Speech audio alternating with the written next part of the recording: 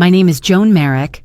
I am 71 years old, a widow, and the woman behind Merrick Hospitality, a collection of resorts my late husband Martin and I built over 40 years, stone by stone, dream by dream.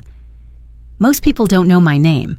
They know the resorts, the oceanfront suites, the shimmering ballrooms, the polished marble floors. That's fine. I was never one to stand in the spotlight. I believe the work should speak for itself, but nothing prepares you for when your own family decides you are no longer part of the picture. Weeks before my son Evan's wedding, my phone buzzed. I was at the kitchen table pouring chamomile tea into a porcelain cup with a thin crack along the handle. That cup has been with me for decades, carrying mornings, grief, and memory. As steam curled upward, my phone lit up. The message glowed on the screen, from Sloan, my future daughter-in-law. "We don't need you there." 7 words, no explanation, no apology, not even a punctuation mark softening the blow. The words pressed down heavier than the steam in my cup. My hand trembled, not from age, but from recognition. It wasn't sudden. It had been coming. The way Sloan looked at me like a prop from another era. The way she called me Joan instead of Mom, as though intimacy was an outdated accessory. Before I could steady my breath, the phone rang. The name on the screen, Paige, the wedding planner. Her voice was brisk, polished, every syllable practiced. "Mrs. Merrick, I just wanted to confirm the $80,000 deposit has gone through. The couple decided on the Grand Juniper Ballroom for the ceremony. It's one of our premier packages. Congratulations again." I sat there in silence. My finger traced the crack in my cup. She continued cheerfully, "It's wonderful, really." The couple said it was easier since the card was already on file. They used your card to put down the $80,000 deposit at the Juniper Bay Resort. Juniper Bay? My resort. The one Martin and I dreamed into being when we were barely older than Evan is now. $80 million of legacy. $80 million of quiet love disguised as architecture and service. I let her words hang in the air. Then I smiled. Not kindly, not bitterly, just the way a tide recedes before pulling back with force. "Cancel it all," I said. Paige stuttered. "I'm sorry, ma'am, but you're not family."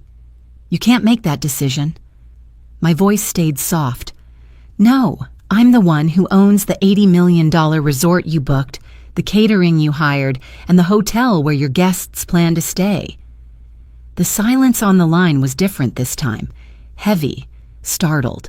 Sloan had erased me from her wedding.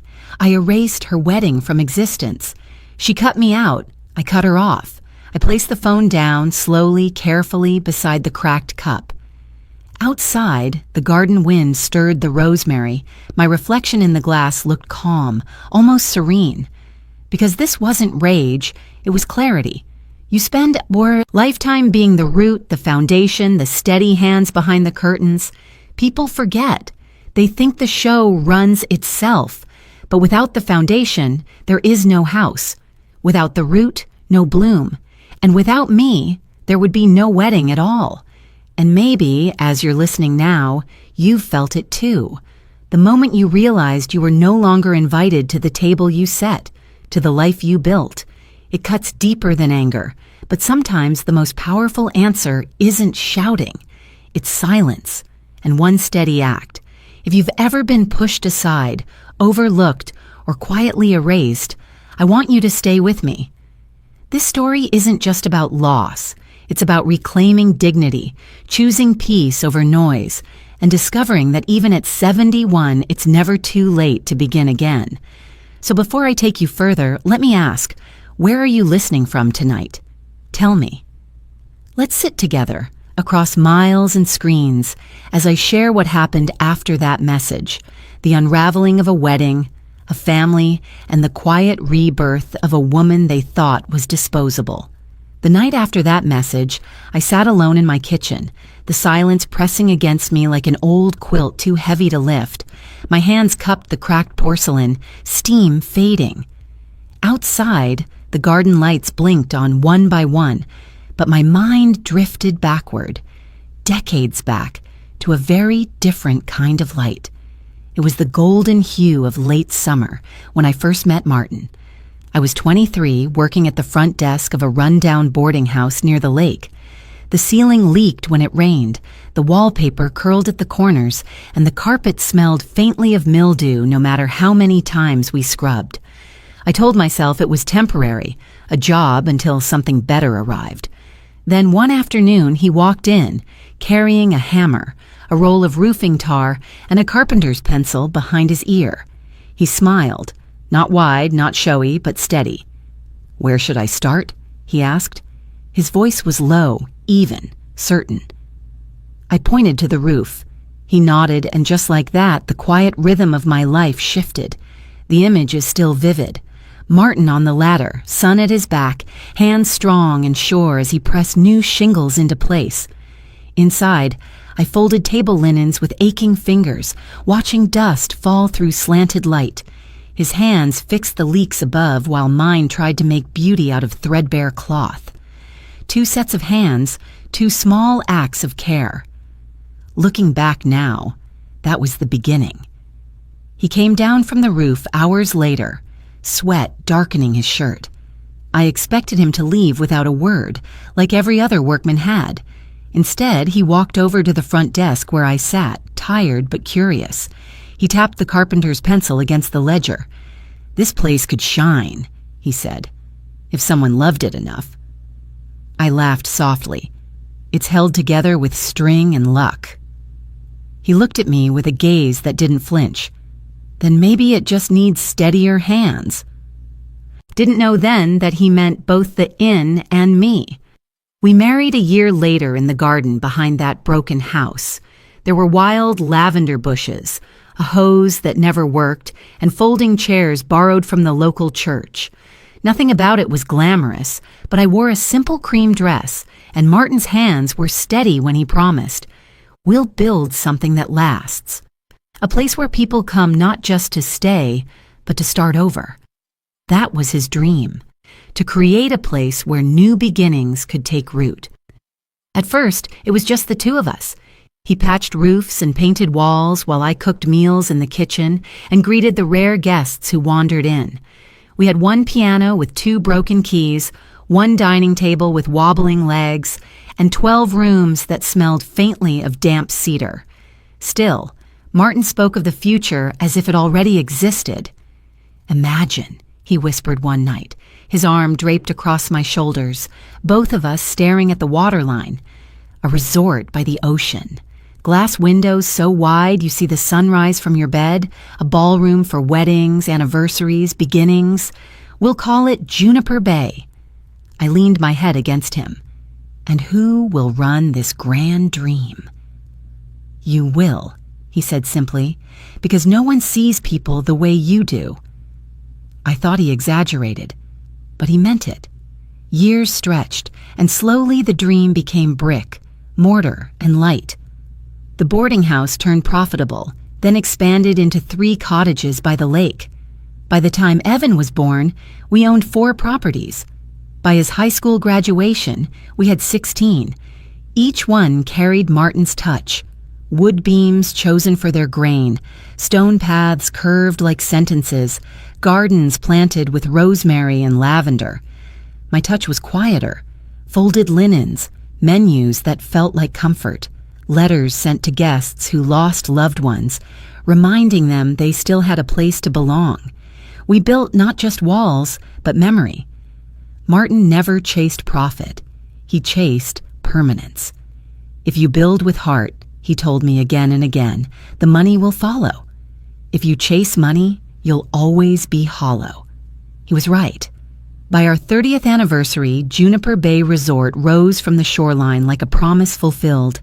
Its chandeliers once hung in Austrian estates, its marble floors imported from Tuscany, but its soul was stitched from the laughter of guests who danced, healed, and began again beneath its roof.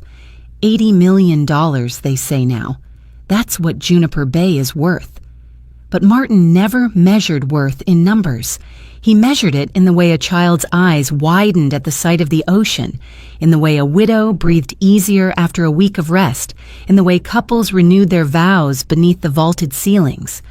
We built more resorts, 30 than 40, but Juniper Bay remained the heart.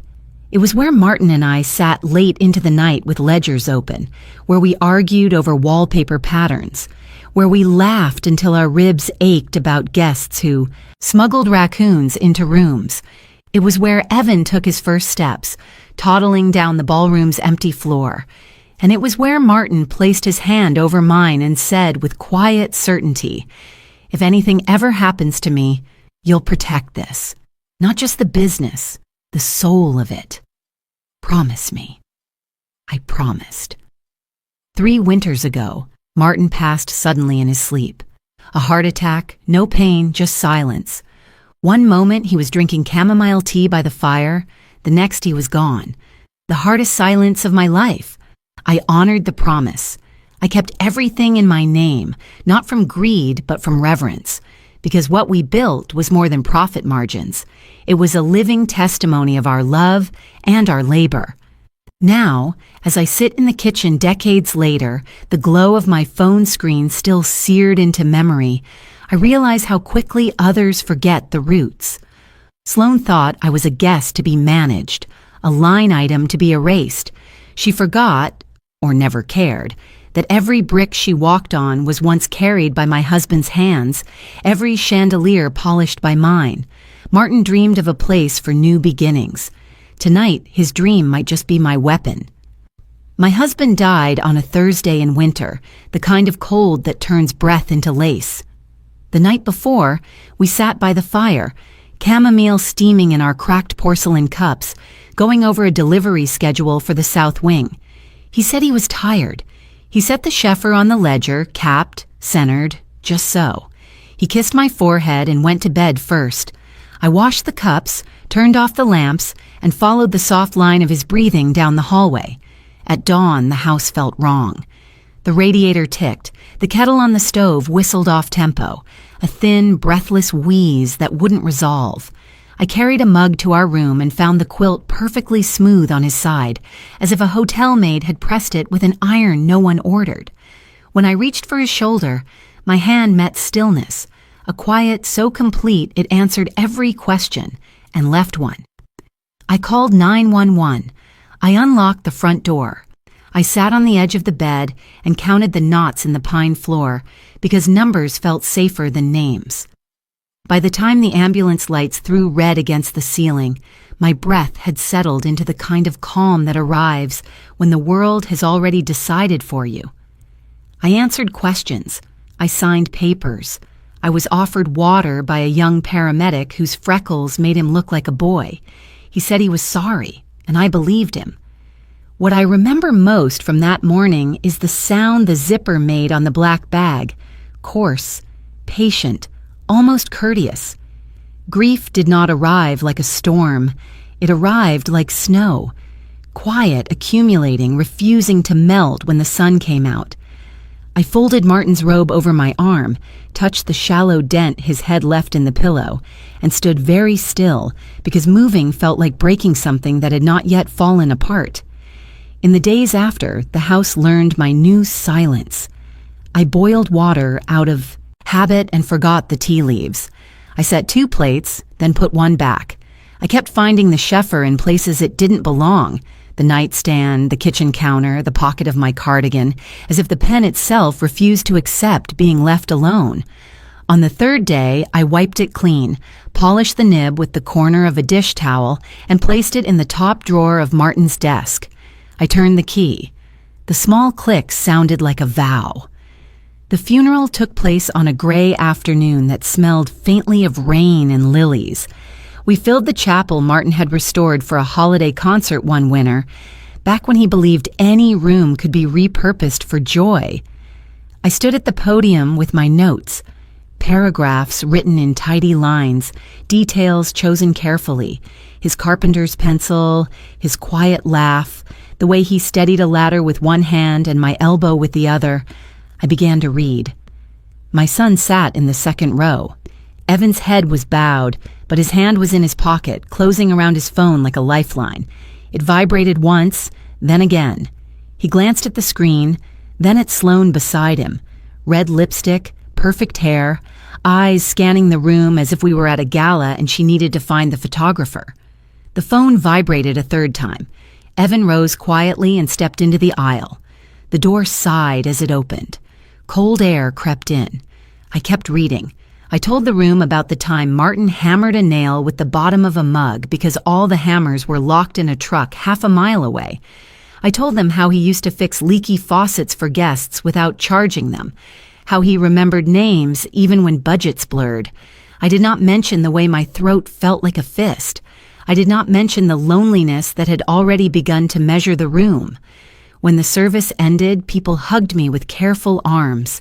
They said beautiful things about Martin, and some of them were even true. After the reception, after the lilies and sandwiches and the paper cups of weak coffee, I went home and stood in our bedroom doorway. The bed looked staged for a photograph. The quilt was smooth, the pillows aligned, the indentation on his side almost vanished. I sat where his weight used to live and pressed my palm to the sheet as if warmth could be summoned back by will. I slept that night facing the empty space, as if keeping watch. The radiator ticked its small metronome. The kettle, again, whistled off tempo. In the morning, I wrote his name in my planner as if it were an appointment I could keep. Call Martin, 10 a.m., then drew a line through it so straight it hurt. I opened the desk, checked the drawer, and touched the key. The pen waited inside like a heartbeat, paused but not gone. Responsibility is a quiet animal. Memory is its twin. I fed both, carefully. At first the exclusions arrived dressed as manners. We met for Thursday dinners, a habit Evan promised to keep after moving in with Sloane. The bistro laid white paper over battered wood. Water glasses sweated small. Weather systems. Evan talked construction timelines. Sloane scrolled photos of champagne-colored centerpieces and said elevated the way a weather report says clear. When the server asked, "Anything else for you, Mom?" Sloane answered for me without looking up. "Joe's fine." Joe. The first time, I thought I misheard. The second time, I smiled because smiling costs less than correction. The third time, I understood. It was not a nickname. It was a border. Mom was a role. Joe was a guest. Evan didn't notice or pretended not to. He stirred ice in his glass until the cubes clattered. One evening, I brought a velvet box that creaked softly when opened. Inside lay my grandmother's sapphire earrings, midnight stones and prongs, passed down through 3 women who believed beauty should be something you carry, not something that carries you away. I set the box between salt and pepper, a tiny ceremony on a paper tablecloth. "For you," I said to Sloane, turning the lid toward her. "I saved them for the woman Evan would marry." She leaned in. Candlelight sank into blue and came back deeper. She lifted her phone, framed a picture, and nodded as if approving a prop. "They're lovely," she said, and then, gentle, perfectly rehearsed, "but they're not the vibe." Not the vibe. She closed the lid like a quiet dismissal and slid the heirloom back toward me. The server arrived with bread, and the moment dissolved into olive oil. Evan cleared his throat, told me about a gym he might join, and I studied his face for the boy who once lifted his arms for me to carry him upstairs, drunk on the simple fact of being chosen. Driving home, night pressed the windshield flat. I buckled the velvet box into the passenger seat as if stones could bruise. At a red light, my reflection floated in the glass. The woman people call gracious when they mean quiet. I thought of my grandmother fastening those sapphires before church, how they made her stand straighter, as if remembrance had weight. I wondered about handing a legacy to someone who prefers a mood board. The next Thursday, the centerpieces were white hydrangeas, like clouds.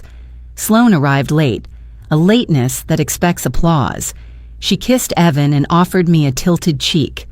"Joe," she said, "I asked the florist about peonies. They're trending again."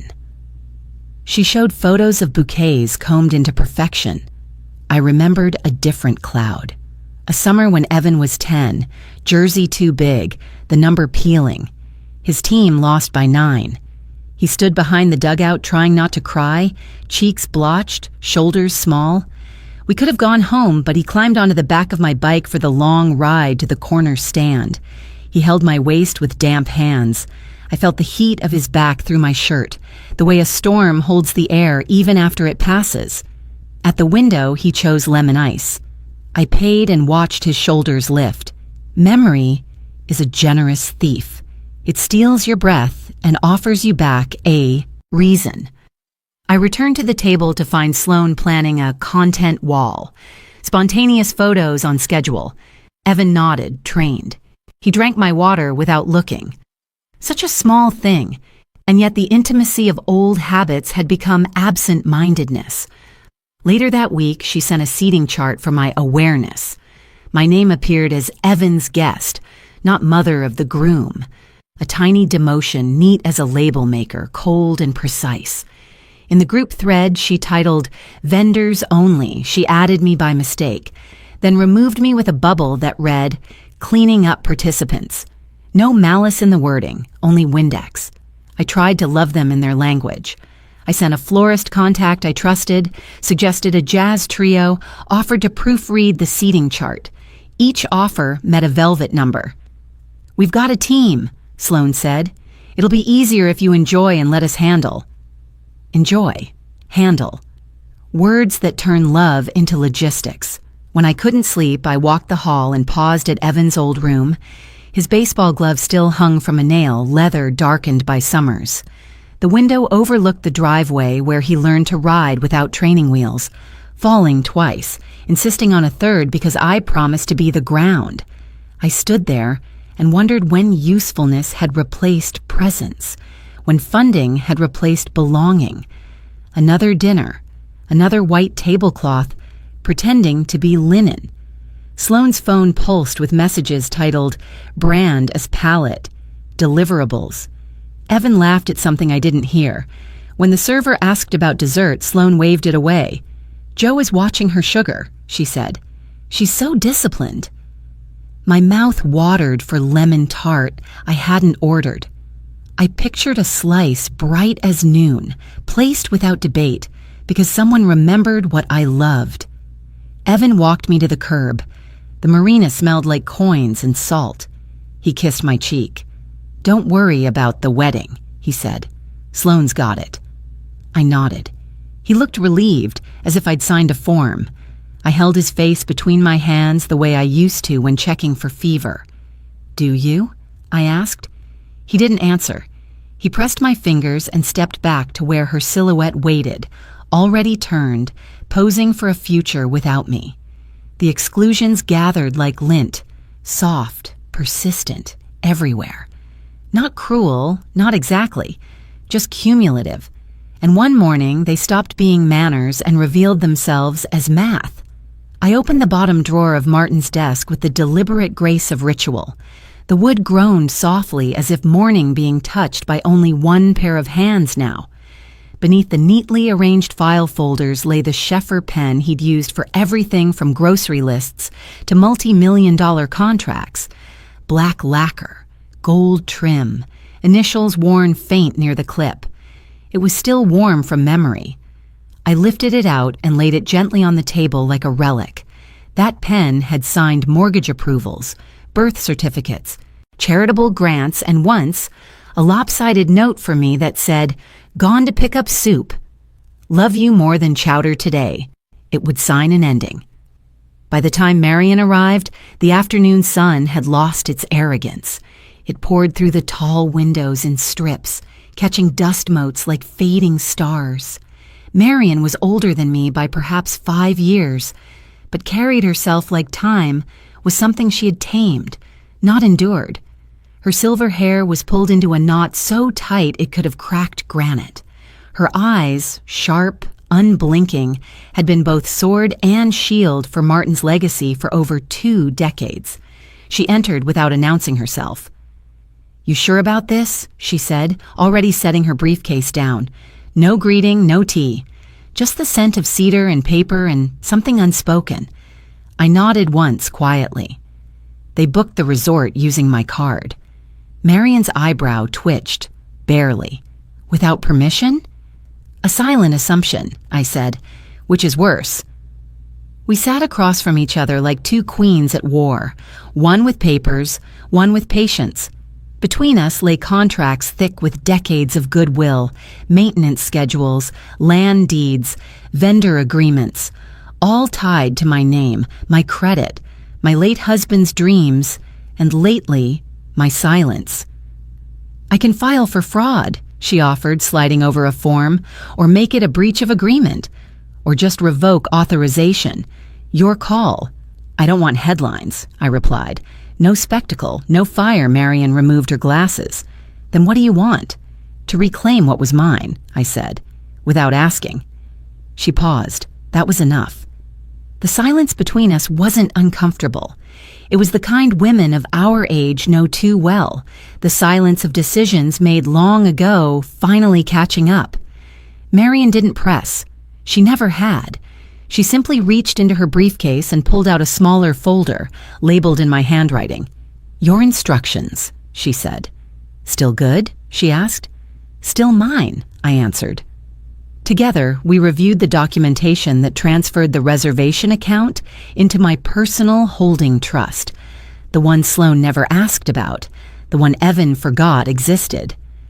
I crossed my T's, dotted my I's. Then Marion passed me the final document.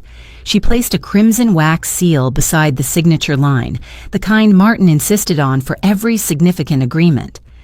I held the Sheffer pen between my fingers. It was heavier than I remembered, or maybe my hands were steadier now.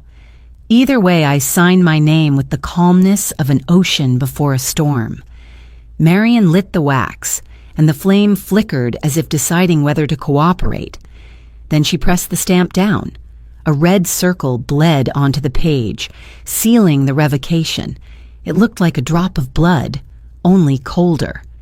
She'll find out, Marion said, not unkindly.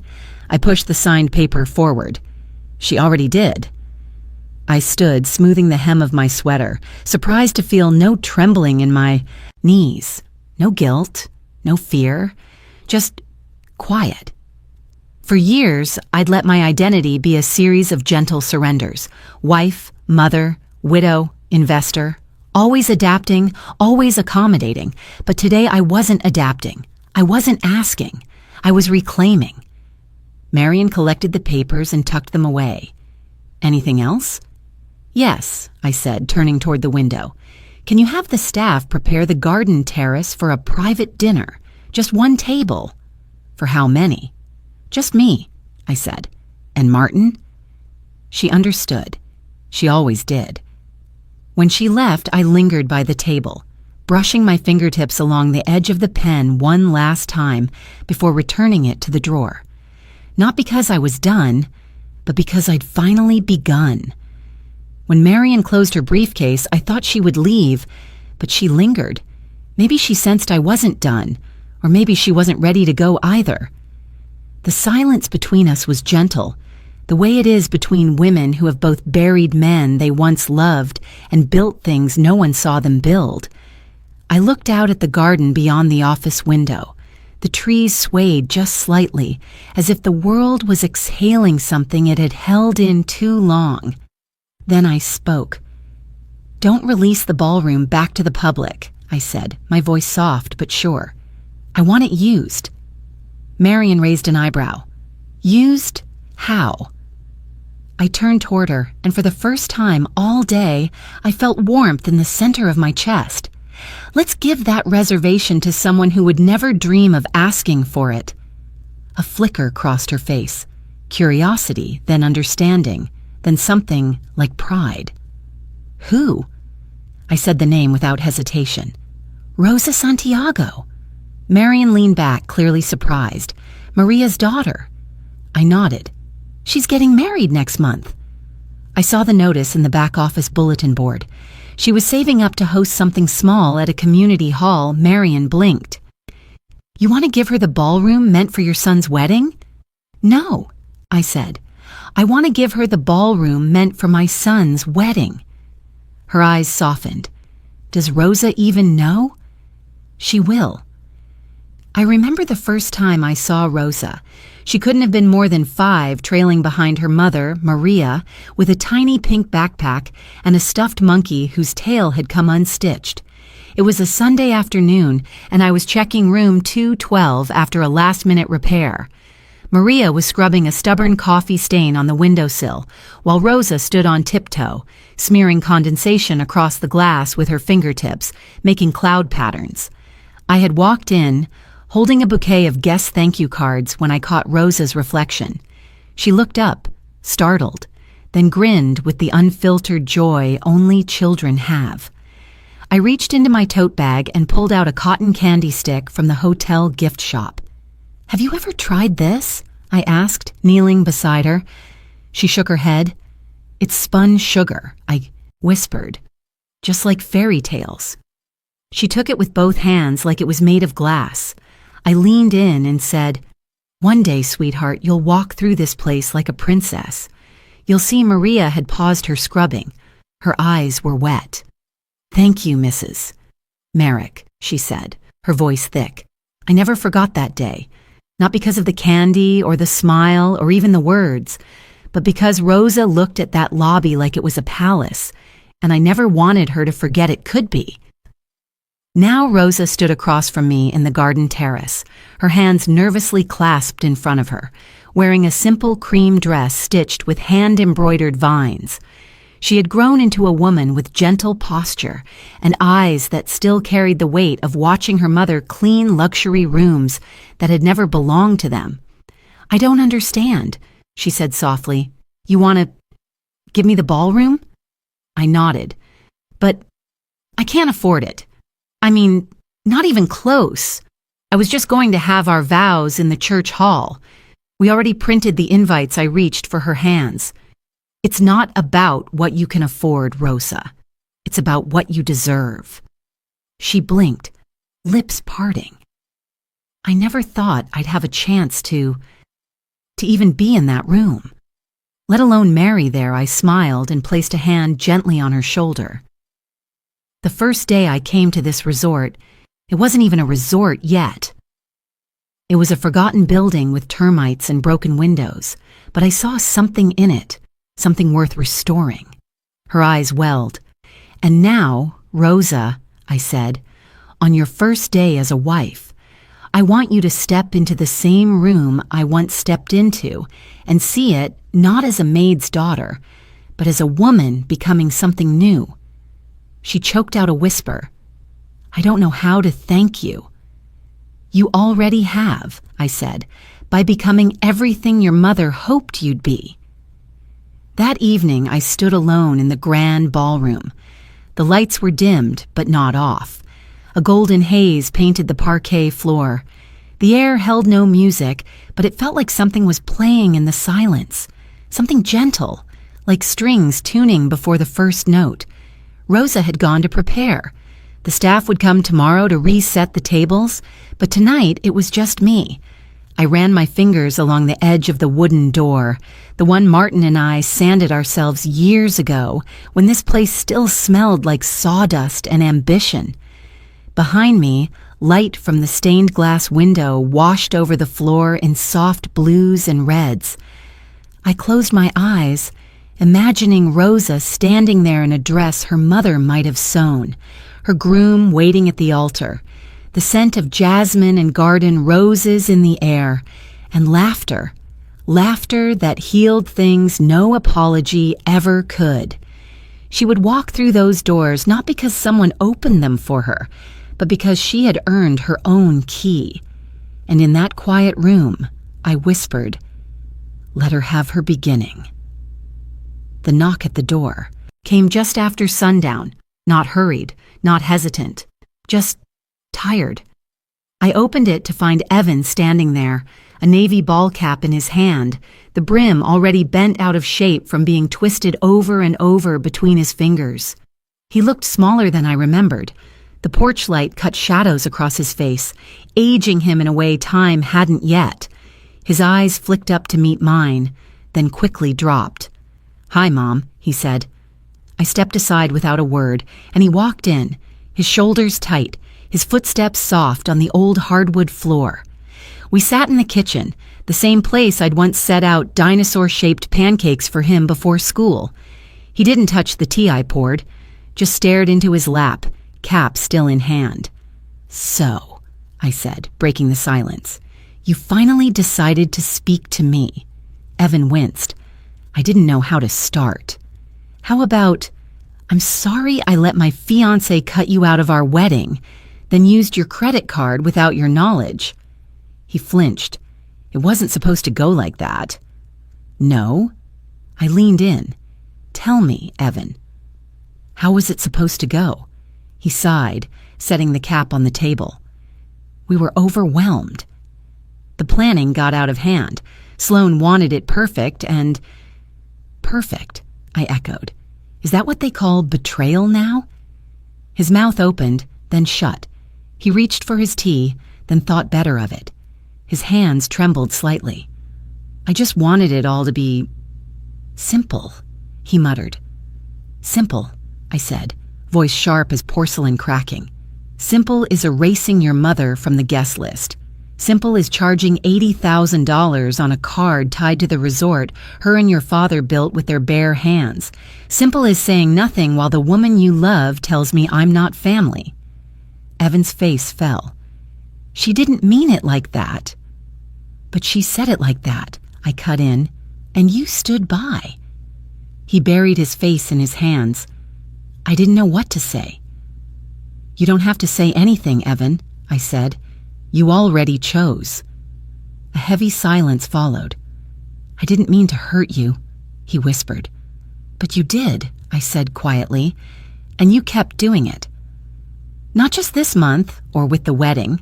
It's been years of letting her talk over me, correcting me in front of guests, telling me my traditions were outdated, calling me Joe." I stood up slowly, my knees stiff but steady. "I gave you everything I had. I held you when your father died. I signed the papers when you went to college out of state, even though I knew I'd be alone in that big house. And when you brought her home and told me she made you feel seen, I smiled and said I was happy for you." He looked up, eyes glassy. "You always wanted more," I continued. "More space, more say, more silence from me. Well, you've got it now." He opened his mouth again, then closed it. There was nothing to defend. He knew that, and I think, in some corner of his soul, he'd known it for a long time. "I'm sorry," he whispered again. "I mean it." I nodded. "I know you do." He stood slowly, cap in hand again. He took a step toward me. "I'll talk to Sloan," he said. "Try to make things right." "No," I said gently. "Don't talk to her for me. Don't defend me like a guilty afterthought. You either choose the kind of man your father was or you don't. That's not something I can fix." He nodded, eyes brimming. As he walked to the door, he turned once more. "I do love you, Mom." I smiled, but there was sorrow in it. "Then you better learn how to love someone with a backbone." And with that, I watched my son disappear into the dusk, the same way fog rolls out over the ocean, slow, inevitable, and strangely beautiful in its undoing. The call came just after 8. I was drying the last of the dinner plates, the tea towel soft and worn in my hands. Outside, the wind pressed against the window panes like it was trying to get in. I recognized the number before I picked up. Sloan. I let it ring twice more before answering. I didn't say hello. Her voice came sharp, clipped. "You really went through with it." I didn't respond. I folded the towel, set it neatly on the counter. "You canceled the entire reservation without telling us," she said, tone rising. "Evan had to find out from the planner." The invitations were printed. "Do you have any idea what you've done?" I sat at the kitchen table, the same spot where I'd helped Evan with his algebra, where Martin once repaired a broken chair leg without a word. "I did exactly what needed to be done," I said, voice level. Sloan scoffed. This is exactly why I didn't want you there. Now you always have to be in control." I looked down at the cup of tea I hadn't touched, a delicate porcelain one, glazed white with a faint blue rim. One of the older pieces in my cabinet. A small crack ran from the lip to the base, not wide enough to leak, just enough to show it had survived something. "You know," I said softly, "this teacup has a hairline fracture. It's been there for years, but it still holds warmth, still serves its purpose." Quietly, with grace. She went silent. "It's not shiny," I continued. "It's not new, but it's real. Not like something glossy and hollow. Pretty to look at, maybe, but it doesn't hold anything." I heard her exhale, sharp. "You're always talking in riddles." Always trying to sound wise. "No," I said, still calm. "I'm just tired of being spoken over. You don't have to understand what I say, but you do have to live with what you've done." "This isn't about the wedding anymore," she snapped. "You've been undermining me from the start." "And how exactly did I do that, Sloane?" I asked, still not raising my voice. "Was it when I cooked for you every Sunday, even when you rolled your eyes at my dishes? Or when I offered you my mother's earrings and you said they weren't your vibe? Was it when I called you family before you ever earned it? I never asked you for those things." "No," I said, voice lowering, steel threading through. "You just took my time, my kindness, my silence." She didn't respond. "I built something with my husband from nothing," I continued. "We created a home, a business, a legacy. And you walked in, mistook all that for free real estate." "You're twisting everything," she said, but her voice cracked at the edge. "Am I?" I asked. "Or are you just hearing it without your usual applause?" The silence between us stretched. "I didn't mean for Evan to get hurt," she muttered. "But he did," I said. "And so did I. The difference is, he still has a chance to make it right." She hesitated. "And me?" I paused. Let the weight of that question settle. "You had your chance, Sloane. You used my name, my money, my memories, and when it didn't suit you, you told me I wasn't family." I reached for the teacup. It was still warm in my hand. "Well, now you're not mine either." I hung up, not in anger, just finality. Then I sat back and sipped the tea, faintly bitter. The crack in the cup caught the light, and for a moment it shimmered like gold. I didn't need to say a word. The unraveling did it for me. It started with Paige.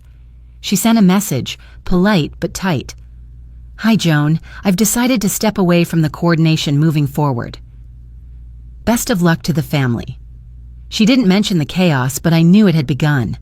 Vendors started dropping one by one, a domino line of whispered refusals.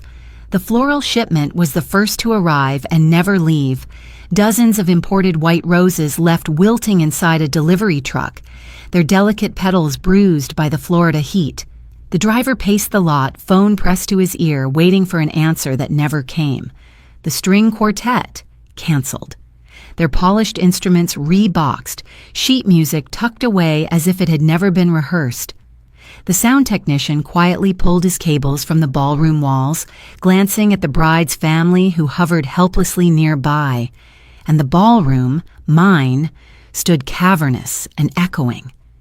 A few tables had already been dressed in linen, but no centerpieces came. No candles were lit. The chandeliers sparkled only for themselves. I watched from the corner window of the resort's top floor, hidden behind linen drapes. I'd once watched Martin welcome guests from this very window, waving as he adjusted his tie, proud of the home we built for strangers to feel special. Now, I watched a wedding collapse in real time. Sloane's voice carried faintly across the courtyard, sharp and clipped, as she tried to call vendors back. Her dress, all lace and drama, caught the breeze in ways that once might have been cinematic. Today, it looked like a costume worn too early, for a role no longer hers. She didn't know how quickly word travels. Some intern at one of the vendors posted the change on a bridal planning forum. Nothing malicious, just confusion. Ballroom canceled 48 hours before ceremony. Client changed? Anyone know what's going on? Then a blog picked it up. Brides Unfiltered. By afternoon, there were threads on Reddit, tweets multiplying by the minute. Who cancels like this? $80,000 deposit down the drain? Bridezilla or something worse? They didn't name names, but the breadcrumbs were enough. Someone found a rehearsal dinner photo geotagged, then the registry. Then Sloane's Instagram went private. But by then, it was too late. I sat with a cup of tea and watched it all spiral, not with satisfaction, but with certainty. Downstairs, Evan was in the small business center we had built into the East Wing, where guests sometimes printed flight itineraries. He sat hunched over a table, my father's watch still strapped to his wrist. He used to run his fingers along its ridged edge when he was nervous.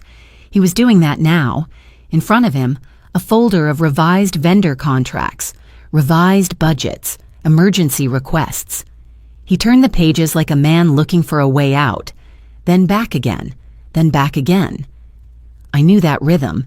It wasn't indecision, it was grief in motion, the body's way of delaying the inevitable. I didn't interrupt him. He still didn't know about Rosa. The staff, bound by confidentiality, respected my silence. The ballroom had already been reassigned for tomorrow. It would host a different kind of wedding, one stitched by love, not entitlement. Meanwhile, Sloane paced outside, still in her robe, barking into her phone. She hadn't noticed the florist had stopped answering. She hadn't realized the violinist was already on a flight to Maine. She hadn't grasped that I didn't need to raise my voice to change the ending. All I had to do was step back and let her hear the silence. They say the sun always shines a little different on the day something real begins. That morning, Juniper Bay breathed slower, deeper. The air held a sweetness only found after a storm has passed.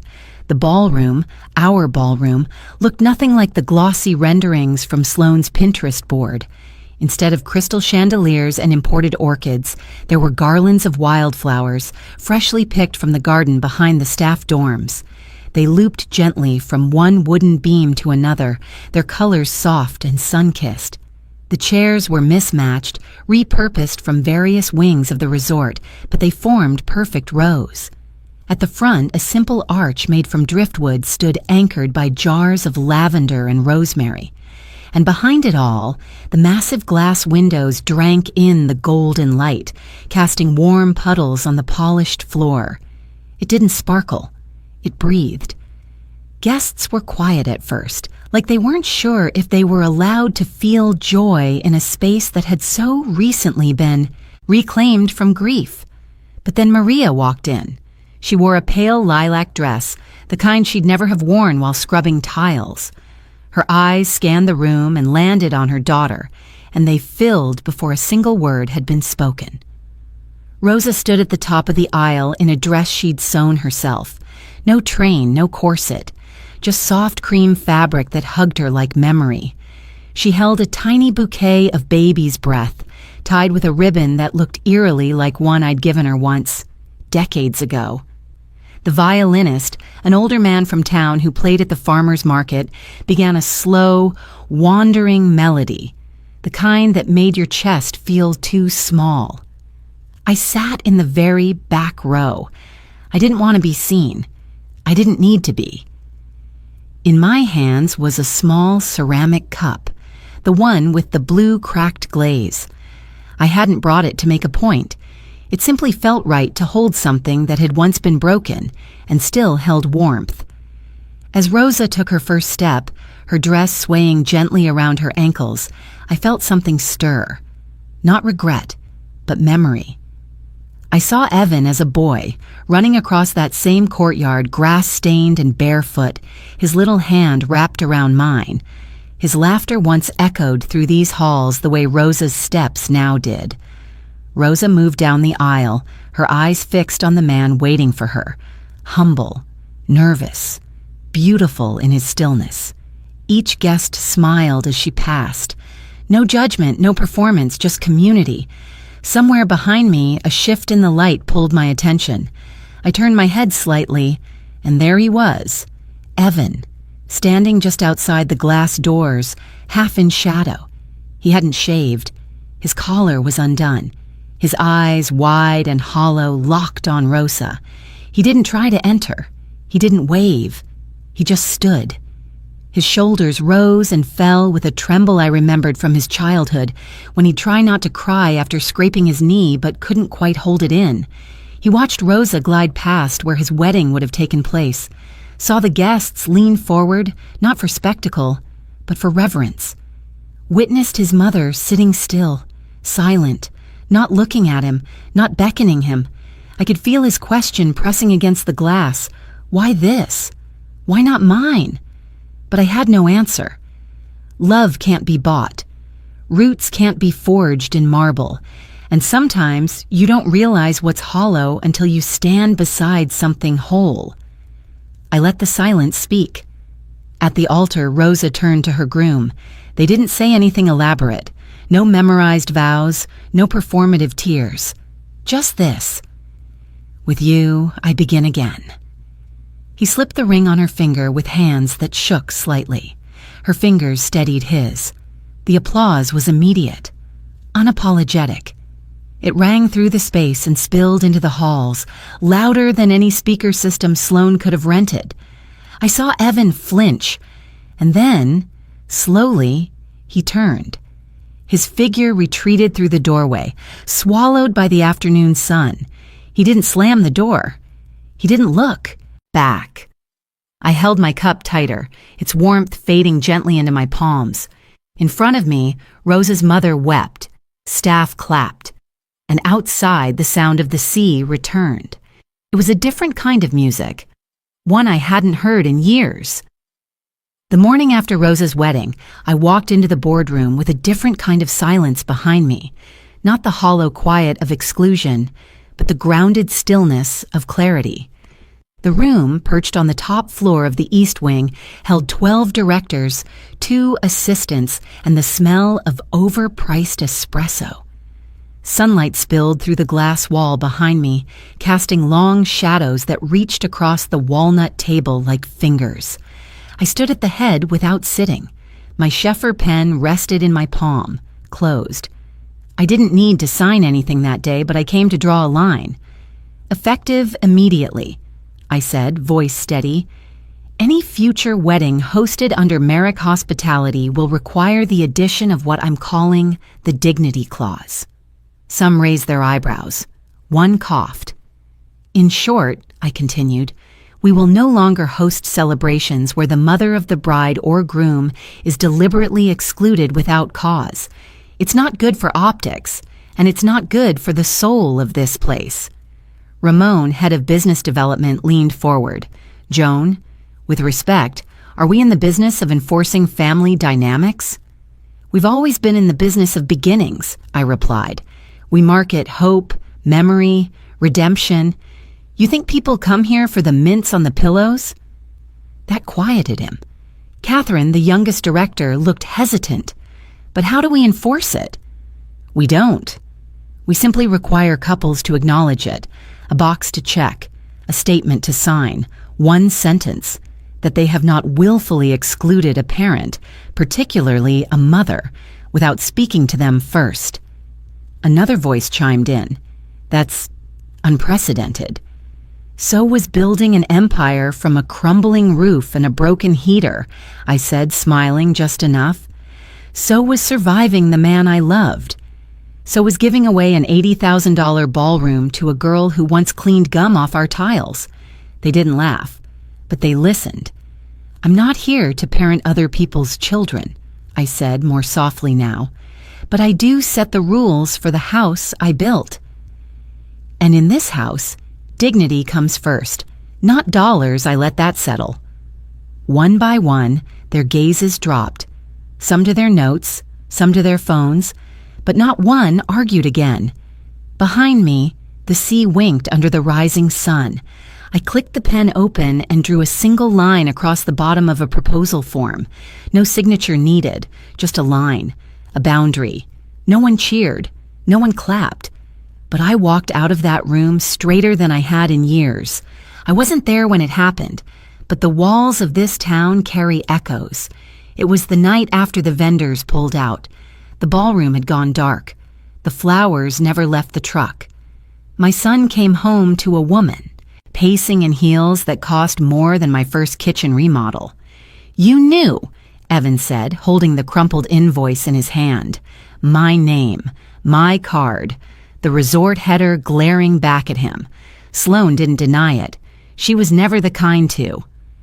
"She wasn't going to use it," she shrugged, brushing her fingers through her blown-out hair. "You think she cares?" "She has 100 rooms and a dozen spas. It's just one deposit," Evan's voice, I imagine, cracked somewhere under the weight of it. "You told me it was yours. That we could afford it because of your trust." I said, she snapped, "I handled it." Silence, and then she said it. "She's the past, Evan." He didn't scream. My son doesn't scream. But there's something louder in a whisper when the ground gives way.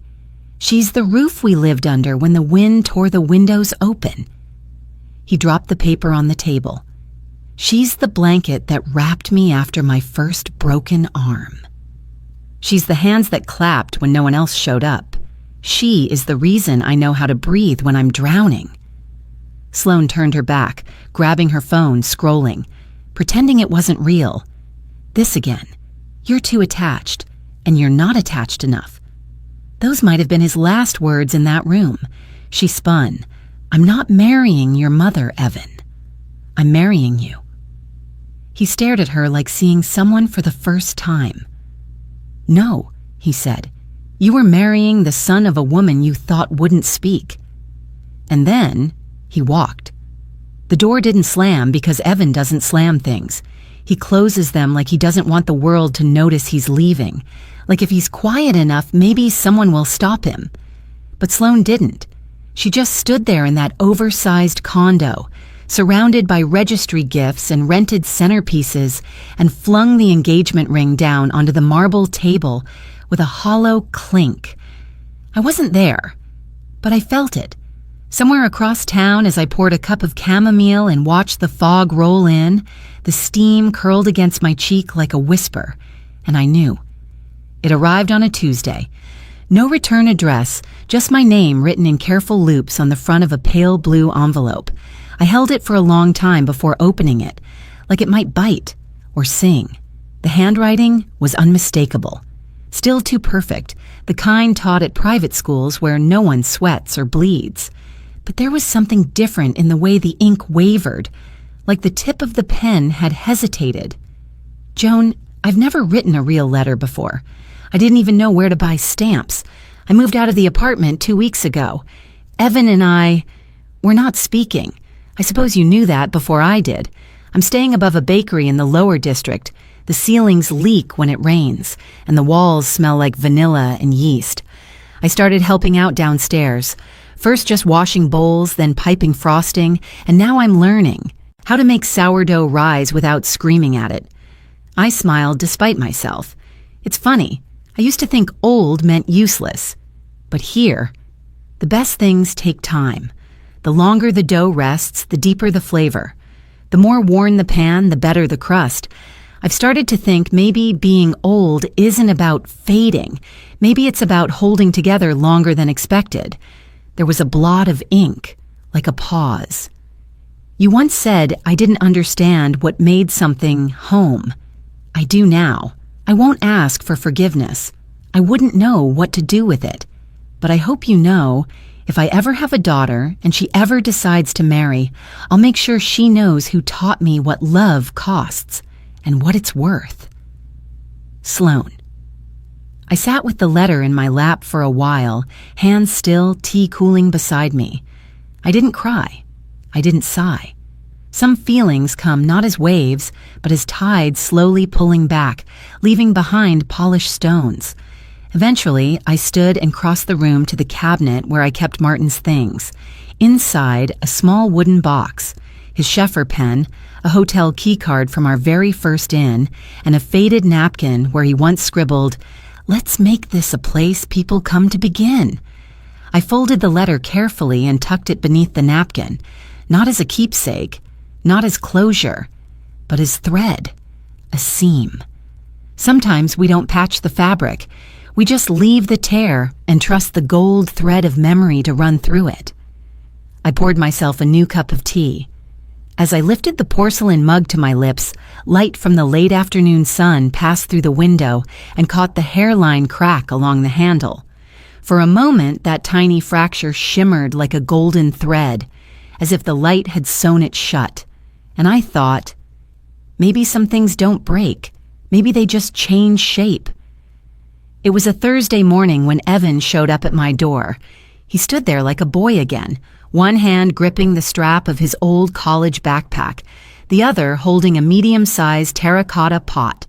Inside it was a rosemary bush, compact but lush, the green needles catching the soft light of the morning sun.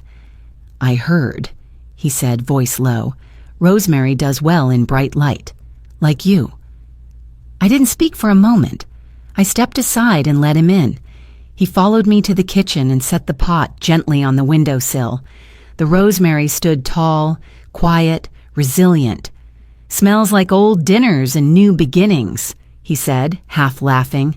I reached out, brushed my fingers along the fragrant leaves, then brought them to my nose. "Rosemary doesn't need to shout to be known," I said quietly. "It just needs someone not to pull it out by the roots." He looked down, hands in his pockets. "I'm sorry, Mom." That was all.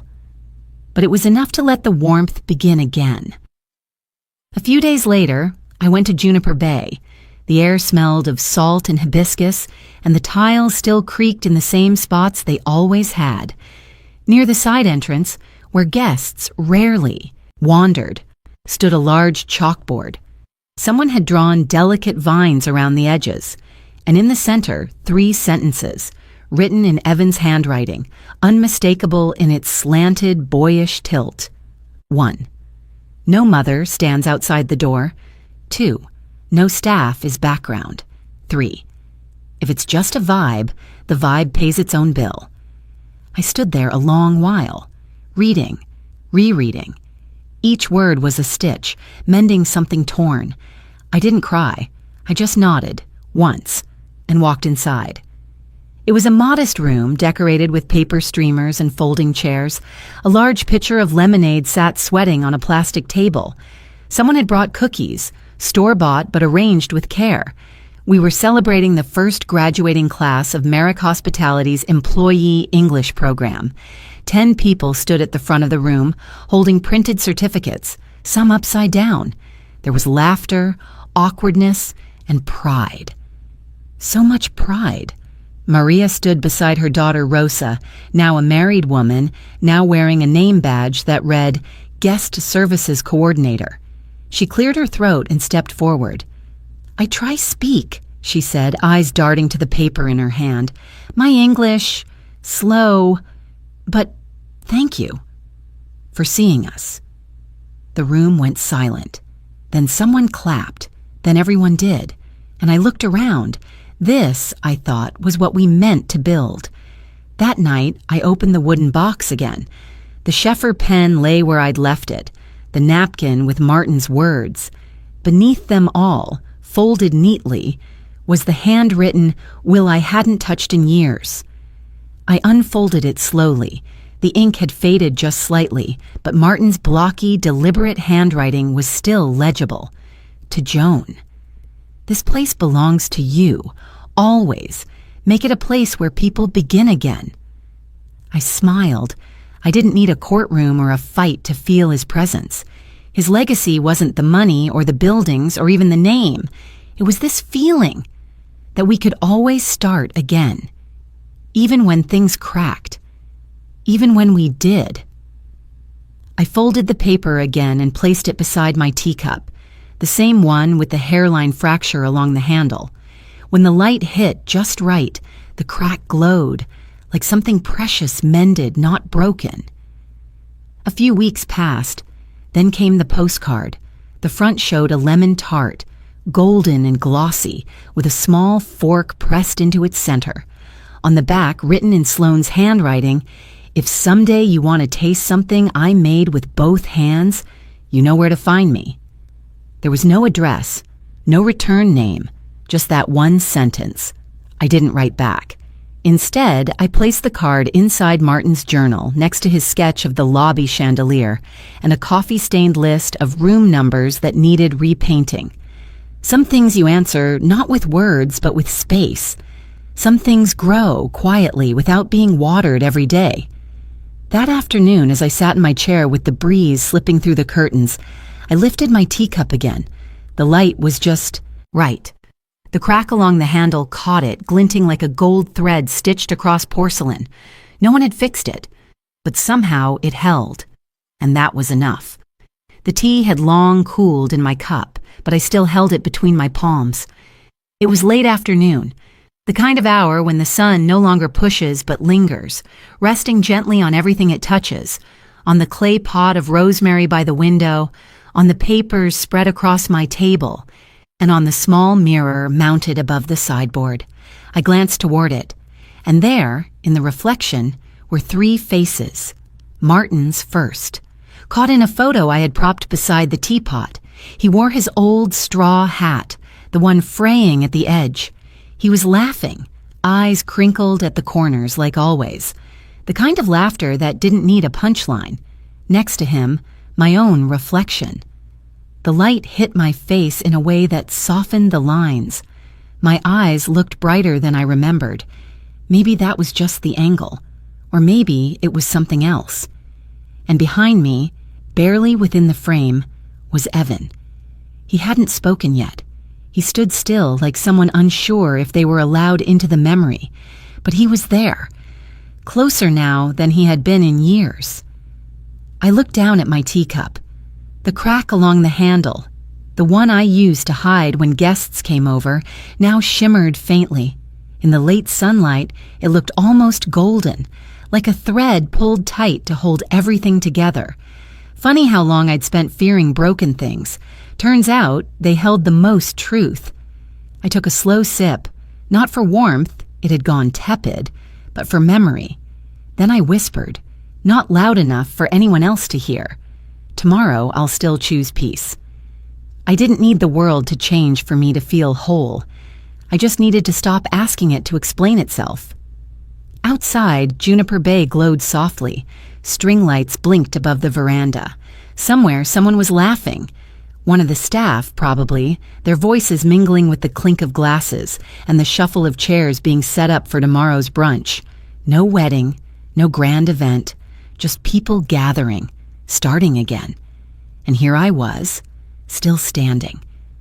Before we say goodbye, I wonder, where are you watching from? Is it a quiet morning with a warm cup of coffee in your hands, like mine? Or a late night where stories like this keep you company when the world is hushed and the heart is loud? Wherever you are, I hope you'll let us know in the comments. I read everyone with quiet gratitude. And if this story touched something in you, I hope you'll subscribe, not just to hear more stories like mine, but to be part of a community that still believes in kindness, healing, and second chances. Thank you for sitting with me, even if just for a while. And if you carry anything from my story, let it be this. The miracle doesn't always knock on your door. Sometimes it waits just outside, patient and quiet, until your heart is ready to open again. Take care. We'll meet again somewhere in the next story.